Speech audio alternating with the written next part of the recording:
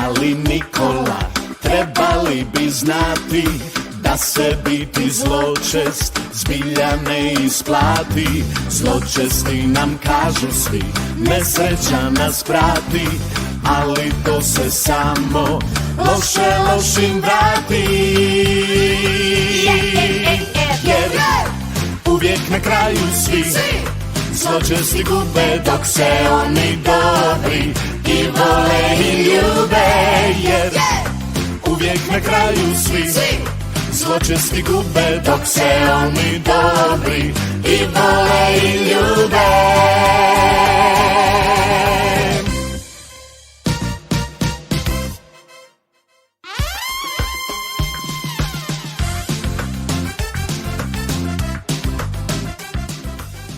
Nekoć davno živjela su u istom selu dva čovjeka istoga imena. I jedan i drugi zvali su se Nikola. Kako bi ih njihovi seljani razlikovali, onog siromašnijeg koji je imao samo jednog konja zvali su Mali Nikola, a onog drugog, bogatijeg, koji je imao 4 konja, zvali su Veliki Nikola. I jedan i drugi bili su istog stasa i podjednake snage. Svaki od njih imao je svoj komad zemlje koju je valjalo obrađivati. Oralo se plugom kojeg su vukli konji. Mali i Veliki Nikola imali su jedan dogovor. U tjednu od ponedjeljka do subote Mali Nikola sa svih 5 konja morao je orati polje Velikog Nikole, da bi u nedjelju mogao od njega posuditi njegove konje i tako sa svih 5 konja orati svoje polje. Malom Nikoli to nije bilo teško i često se na njivi čulo kako nedjeljom na svojem polju tjera konje. Džiha! Džiha, konjići moji! Tako valja! Danas imamo puno posla, zato džiha! Džiha! Večer je još daleko! Džiha, idemo! Nedjeljom, kada ljudi ne rade, seljani lijepo obučeni pohrliše u crkvu, jer su ih crkvena zvona već pozivala. Svi su se čudili Malom Nikoli jer je radio i taj dan, pitajući se zašto on, kao i svi drugi, ne odmara. Oni nisu znali za njihov dogovor. A Veliki Nikola se lijepo obukao i uputio u crkvu. Prolazeći kraj polja, čuo je kako Mali Nikola podvikuje tjerajući konje. Hajde! Hajde, konjići moji! Dobro preorite ovu njivu da naraste visoka i krupna pšenica bogata urodom. Idemo brže! Brže, konjići moji! Ej, Mali Nikola! Kako možeš tako govoriti konjima? Dobro znaš da su 4 konja moja, a samo je jedan tvoj. Oprosti, neću više. To ja tako, nekako iz navike. Opet je Mali Nikola marljivo orao cijeli tjedan polje Velikog Nikole, a kad je došla nedjelja, orao je opet sa svih 5 konja svoje polje. Džiha, moji konjići! Idemo! Idemo! Nikola! Pa dobro, nisam li te još prošle nedelje upozorio da to sve nisu tvoji konji i da mojima tako ne govoriš? Oprosti mi još jednom, malo sam se zanio. Obećavam, neću to više nikad učiniti, samo ti idi s mirom. Veliki Nikola, umjesto da ode, sakrije se iza drveta. Želio je provjeriti hoće li zaista Mali Nikola održati obećanje. No u taj čas začuje opet Malog Nikolu kako na isti način i dalje zapovjeda konjima. Jako mu je smetalo što njegove konje zove svojima. Izleti iz svog zaklona i bijesno vikne. Sad mi je stvarno dosta. Da znaš da si to učinio zadnji put. Ma pokazat ću ti ja što je moje, a što je tvoje. Ovamo tog tvog konja da mu pokažem što je čiji. Nemoj! Pusti mi konja!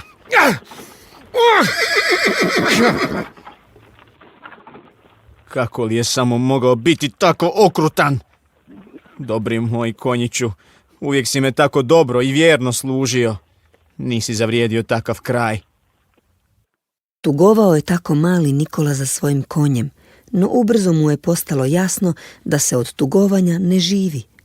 Kako mu je, osim polja koje više nije mogao obrađivati, ostala samo osušena konjska koža, uputio se u grad u namjeri da je proda. Put je inače vodio oko šume, no on je ovaj puta odlučio ići prečacem kako bi što prije stigao u grad na sajam. No u šumi ga je uhvatilo veliko nevrijeme. Od kišnih je kapi u tili čas bio mokar do kože. U blizini ne vidje nikakva skloništa, a kako mu je bilo onako mokrom vrlo hladno, odluči nastaviti put. U daljini ugleda svjetlo nekog seoskog imanja. Došavši do njega, pokuca na vrata.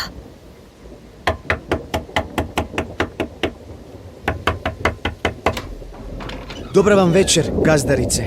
Smijem li ući da se malko ugrijem? Ne, moj muž ne dopušta da u kuću puštam ikoga kad njega nema, a sigurna sam da se noćas neće vratiti. Uputio se kolima do grada na sajam. Oprostite na nametljivosti, ali da li bih smio prespavati u sjeniku? U redu, možete, ali u kuću ne smijete ulaziti. Uostalom, da znate, ja ću vrata dobro zaključati. Na putu do sjenika, kroz kišne kapi koje su i dalje gusto padale, mali Nikola spazi u dvorištu šupu kraj kuće. Pomisli odmah da će mu u njoj biti udobnije i otvori njena vrata. U šupi je bilo mračno, a kroz pukotinu u zidu tek je dopirao tračak svjetla. Pogledavši kroz pukotinu, mali Nikola vidje gazdaricu kako sjedi u dnevnom boravku svoje kuće sa crkvenjakom. Gostili su se ukusnim i raznovrsnim jelima, a zaloga je zalijevali finim vinom. Znači, lagala mi je, pomisli mali Nikola, i u tom trenutku začuje drndanje nekih kola. Gazda se vraćao kući i on zbog lošeg vremena nije mogao putovati.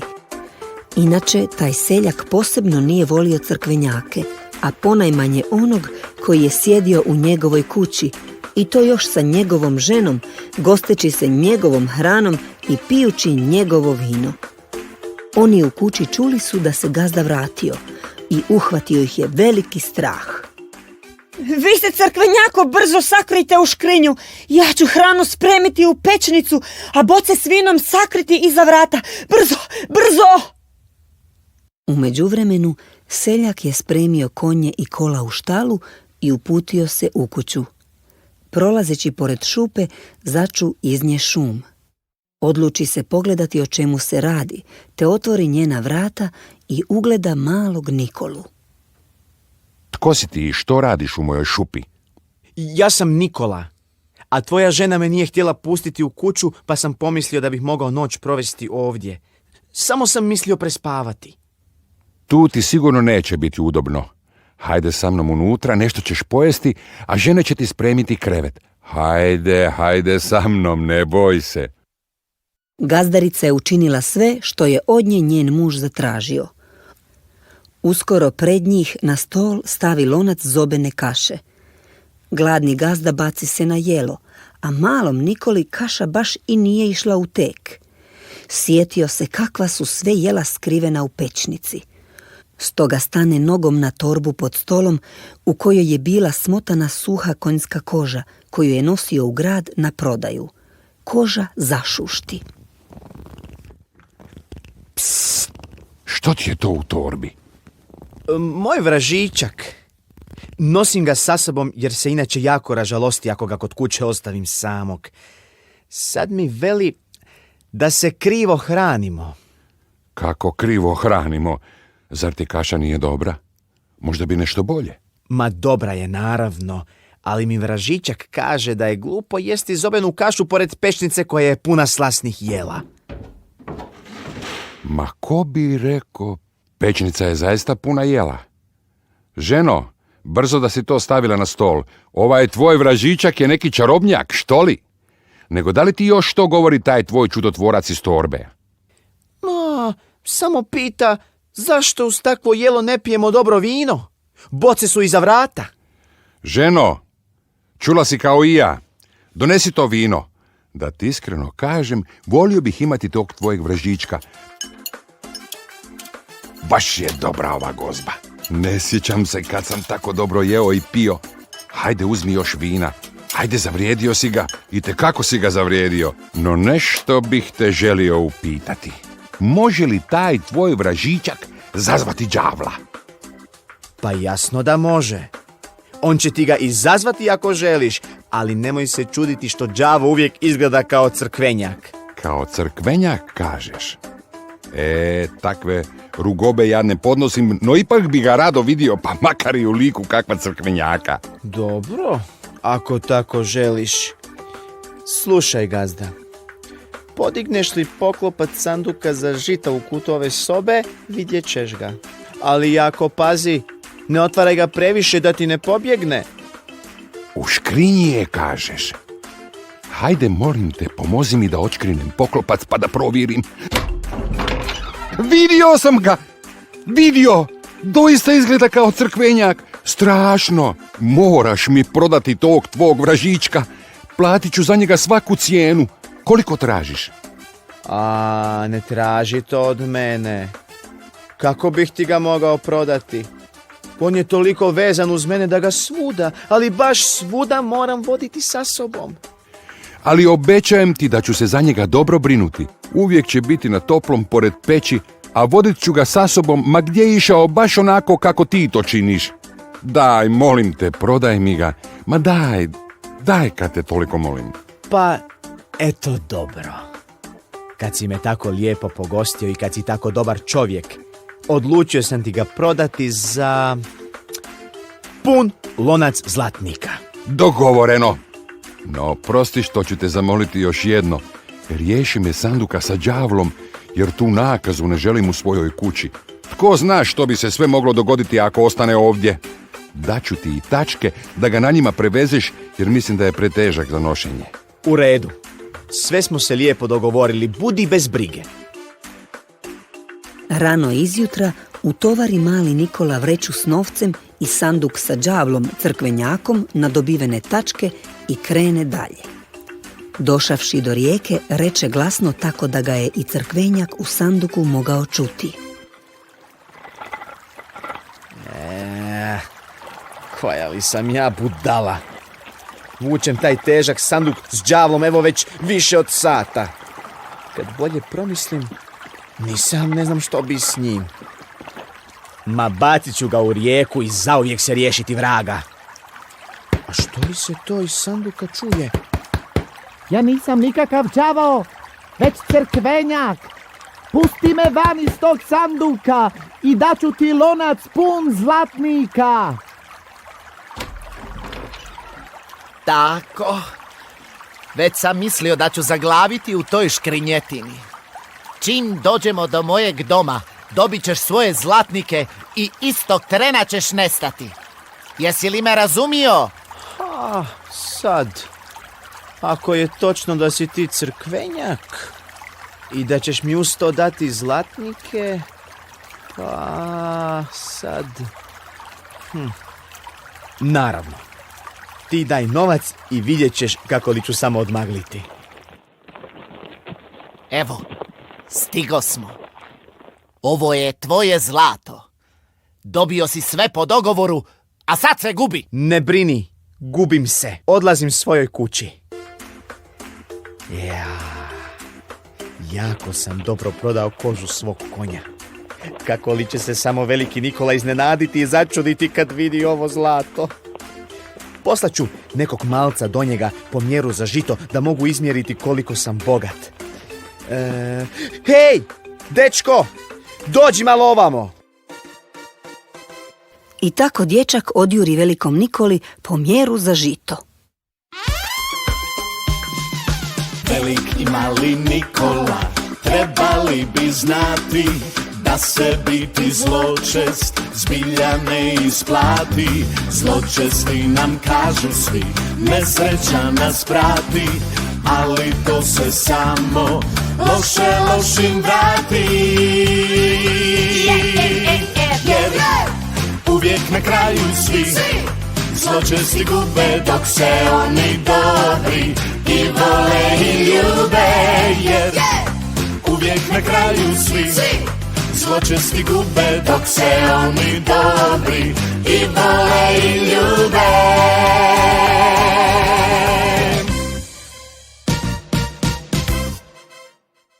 Mjeru za žito kažeš? Jesi li siguran, dječače, da to treba malome Nikoli? Ma što li će mjera Nikoli? Namazat ću ja lijepo katranom dno mjere, pa ću tako iz prve ruke znati što li je taj mudrijaš mjerio. Kad se mjera za žito vratila velikom Nikoli, imao je što vidjeti. Na katranom premazanom dnu sjajila su se 3 zlatnika.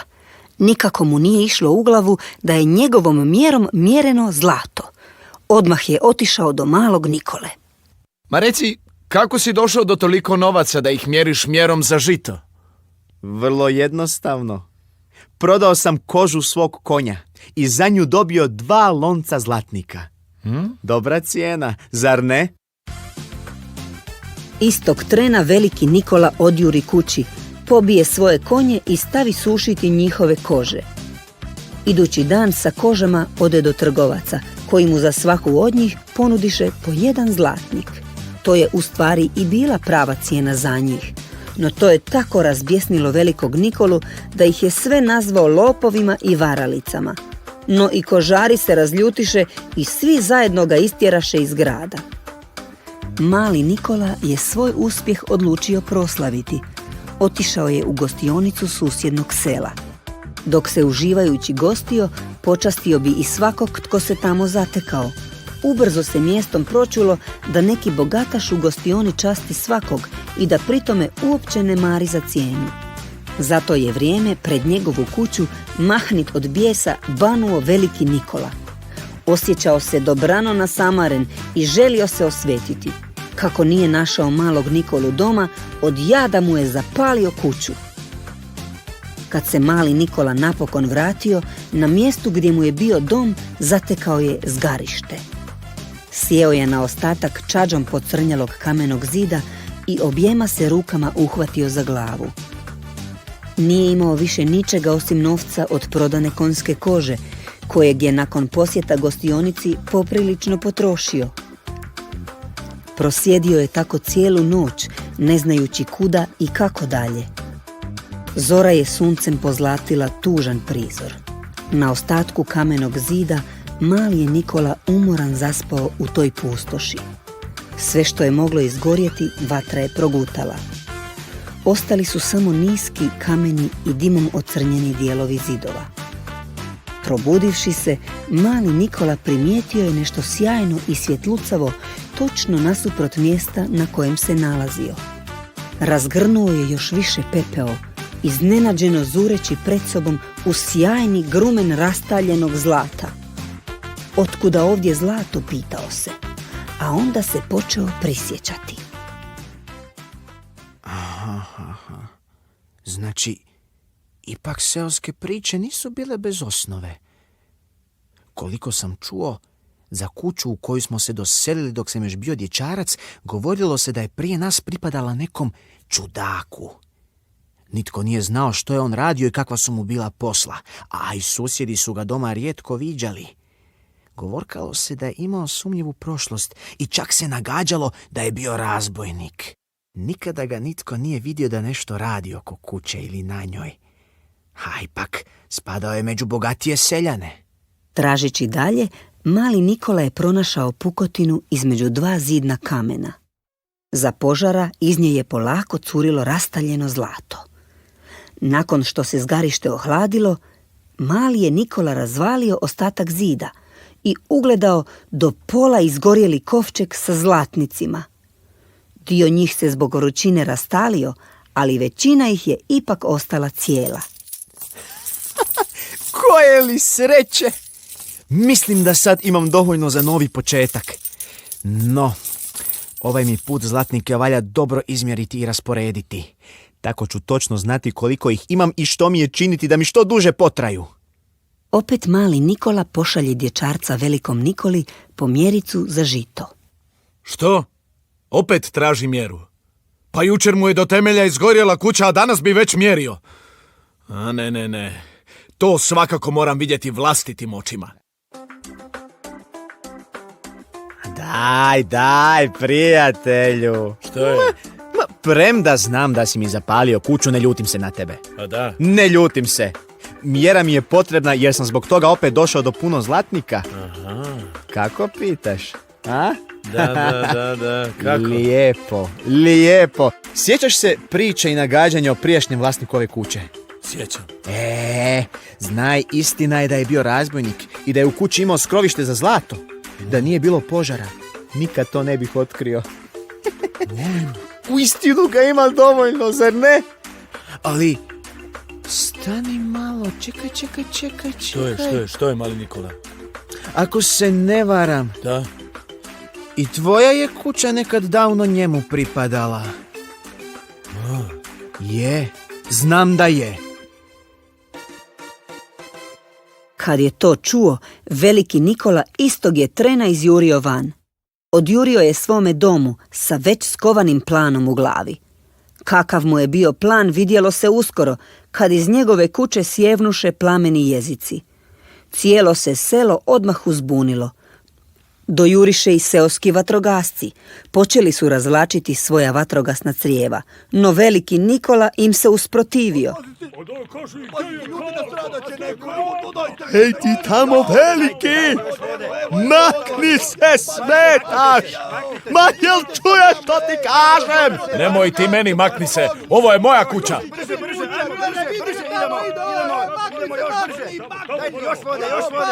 Hajde u stranu! A ja tebi još jednom kažem da je ovo kuća moja i s njom mogu činiti što me volja.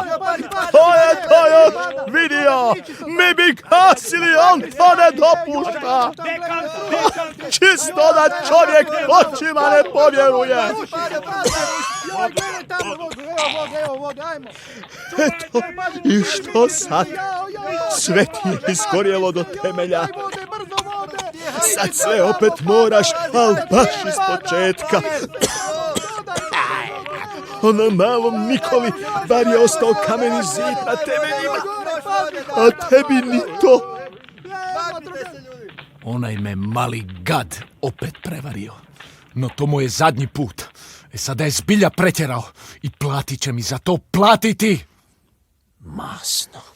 Ode veliki Nikola malom i strpa ga bez riječi u vreću. Dobro ju je zavezao da mali Nikola ne može pobjeći i krene pravo prema rijeci. Put bi je dug, a vreća s malim Nikolom teška. Stigavši do gostionice, veliki Nikola odloži vreću uz zid i svrati da se okrijepi. U to je vrijeme tuda prolazio stari kravar, kojem je bilo dosta života. Bješe pogrbljen i jedva je hodao. Mali Nikola poviče iz vreće. Strašno li je umrijeti mlad? Volio bih da se mogu mijenjati s tobom. Dosta mi je ovakvog života. Kako mi je sada, pristao bih i ovog časa umrijeti. Onda odvežite vreću, prijatelju. Zamijenite se sa mnom. Bez brige. Otići ćete s ovog svijeta, a da to nećete ni osjetiti. Hvala ti, moj mladiću. Hoćeš li se sad ti brinuti za moje krave? Veliki je Nikola nastavio svoj put. Činilo mu se da je i vreća lakša nego prije. Stigavši do sredine mosta na rijeci, spusti vreću i baci je u najdublji vir. Eto ti na pamet, Njakoviću, sad ronjaj. Baš sam se dobro sjetio kako ću se riješiti ovog prevaranta. Ali vidjeli to dobro oči moje? Gle, mali Nikola, pa kako je to moguće? Pa ja sam te malo čas bacio u rijeku. Da, istina je, prijatelju. Istina. Ali ja nisam potonuo. Vidiš li one krave? Da. Ono nisu obične, već podvodne. Bacivši me u rijeku, zapravo si mi učinio veliku uslugu. Što? Mišljah, utopit ću se, jer neću moći disati. No disao sam, prijatelju. Prelijepa djevojka odvezala je vreću i rekla da me već dugo čeka, te da za mene ima krdo krava muzara na poklon. Kažem ti, rijeka je jedna velika cesta i po njenom dnu voze kola i kočije. Ima svega i svačega što ti srce poželi. Pa kad je dolje tako lijepo, što si se vratio natrag? Moj Nikola. Što? Pa kažem ti da me djevojka čekala. To je zbog krava, jer one mogu brže hodati, a od vrludanja rijeke im se vrti u glavi i daju manje mlijeka. Aha, Pa da, eto, vidiš, zato sam se morao vratiti. Aha. A inače, prijatelju moj, inače bi drage volje ostao dolje, na dnu. Čekaj, htio bih i ja pogledati kako je dobro. A, ne znam. Uostalom bio bi red da sada kad si se zbog mene toliko obogatio i ti meni pomogneš. A nisam siguran, Nikola. Sad je red da ti mene baciš u rijeku. A dobro. Dobro, prijatelju moj, da znaš da si zavrijedio. I ja isto tako mislim. Hvala ti. Ajde dođi pa ću ti ispuniti želju. Evo nas kod rijeke. Da. Ajde Nikola, uđi u vreću, jer možeš. Ajde. Dobro. Idem. Pa ću te ja sad baciti s mosta. Ajde, samo slobodno uđi. Dobro je. Vreću ću zavezati dobro. Ma znaš šta? I žicom za svaki slučaj. Dobro, doviđenja, mali Nikola. Jako sam ti zahvalan za ovu uslugu. Zbogom, veliki moj Nikola! I pozdravi mi onu prekrasnu djevojku dolje! Baš me zanima koliko ćeš krava ti dobiti na dar. Kako li je to rekao, mali Nikola namjesti svoj klobuk i veselo pjevušeći uputi se svojoj kući, gdje je do trenutka svoje smrti živio sretno i bogato, bez maltretiranja, gluposti i podlosti velikog Nikole.